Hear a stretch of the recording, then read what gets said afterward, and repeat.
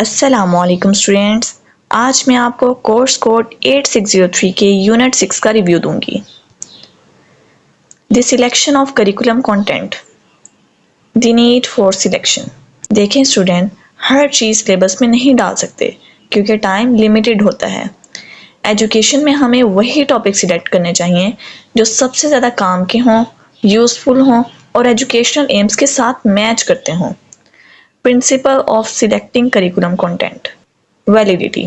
जो चीज़ पढ़ाई जा रही है वो रियल हो, अथेंटिक हो और ऑब्जेक्टिव्स के साथ मैच करे। Number 2, significance.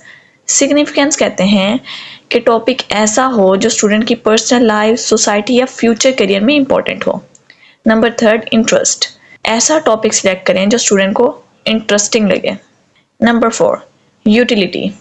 जो नॉलेज या स्किल सीख रहे हैं वो रियल लाइफ में काम आए। लर्नेबिलिटी। जो कंटेंट है वो स्टूडेंट के मेंटल लेवल और एज के हिसाब से इजी टू लर्न हो। फिजिबिलिटी। स्कूल के टाइम, रिसोर्सेज और टीचर की स्किल्स के अंदर वो टॉपिक इजीली पढ़ाया जा सके। Criteria for content selection. अब बात करते हैं वो प्रैक्टिकल चेक पॉइंट्स जो डिसाइड करते हैं कि कंटेंट सिलेबस में होना चाहिए या नहीं होना चाहिए।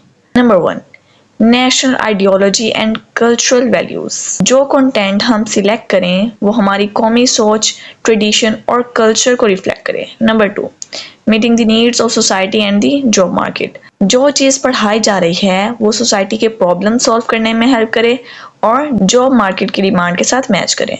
Number 3, contribution to intellectual, emotional and moral growth. Content ऐसा हो जो स्टूडेंट के इंटेलेक्चुअल, इमोशन और मॉरल वैल्यूज तीनों डेवलप करें। Procedures for content selection. देखिए स्टूडेंट्स, सिलेबस बनाते वक्त सिर्फ रैंडम टॉपिक्स नहीं उठाए जाते बल्कि इसके लिए अलग प्रोसीजर्स फॉलो किए जाते हैं। Number 1, judgmental procedure. यहाँ एक्सपर्ट जैसे teachers, subject specialist, curriculum committees अपनी प्रोफेशनल डेवलपमेंट से डिसाइड करते हैं कि कौन सा कंटेंट सिलेबस में आना चाहिए और कौन सा नहीं आना चाहिए। Experimental procedure.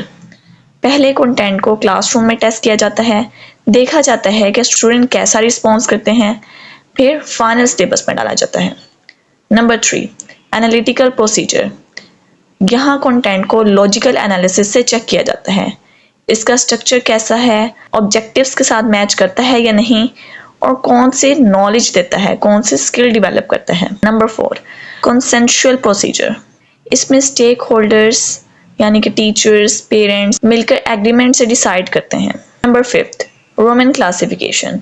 रोमन ने कहा कि कंटेंट को कल्चरल, प्रैक्टिकल और डेवलपमेंटल नीड के बेस पर सिलेक्ट करना चाहिए।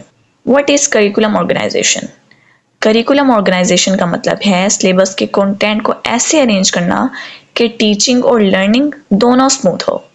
यानी कौन सा टॉपिक पहले आएगा, कौन सा बाद में आएगा और कौन सा एंड में आएगा, ये सब प्लानिंग का हिस्सा है।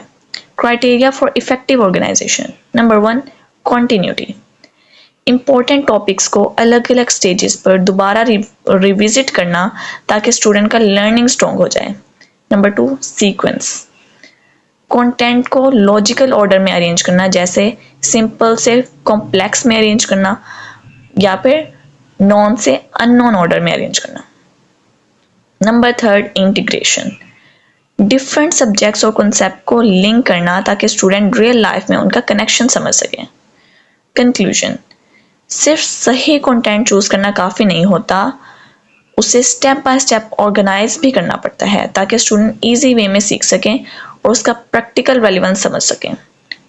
उम्मीद है स्टूडेंट आपको ये चैप्टर अच्छे से समझ आ गया होगा। अगर आपको कोई क्वेश्चन हो तो आप कमेंट सेक्शन में पूछ सकते हैं। अल्लाह हाफिज़।